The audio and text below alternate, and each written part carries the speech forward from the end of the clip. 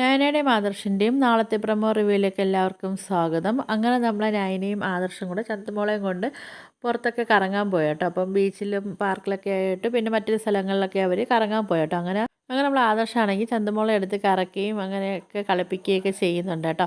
അപ്പോൾ അവർക്കും ചന്തുമൊക്കെ പിന്നെ നയനയ്ക്കും ആദർശനൊക്കെ ആയാലും നല്ല സന്തോഷമാകുന്നുണ്ട് കേട്ടോ. നമ്മളെ നയനയും ചന്തുമോളെ എടുത്ത് ഉമ്മ വയ്ക്കുകയും കളിപ്പിക്കുകയൊക്കെ ചെയ്യുന്നുണ്ട് കേട്ടോ. അപ്പോൾ അങ്ങനെ ചന്തുമോൾക്ക് സന്തോഷമായിട്ടുണ്ട് ഇവരുടെ കൂടെ പുറത്തൊക്കെ പോയതുകൊണ്ട്.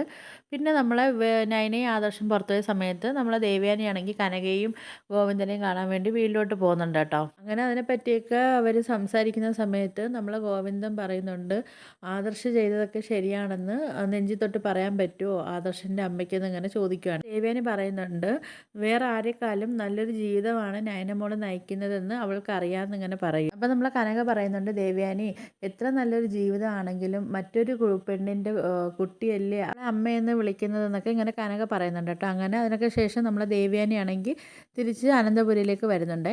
എന്നിട്ട് നമ്മളെ നയന തിരിച്ച് വീട്ടിലേക്ക് വരുമ്പോഴത്തേക്ക് ദേവയാനി അവിടെ പോയ കഥയൊക്കെ നമ്മളെ നയനയെടുത്ത് പറയുന്നുണ്ട്.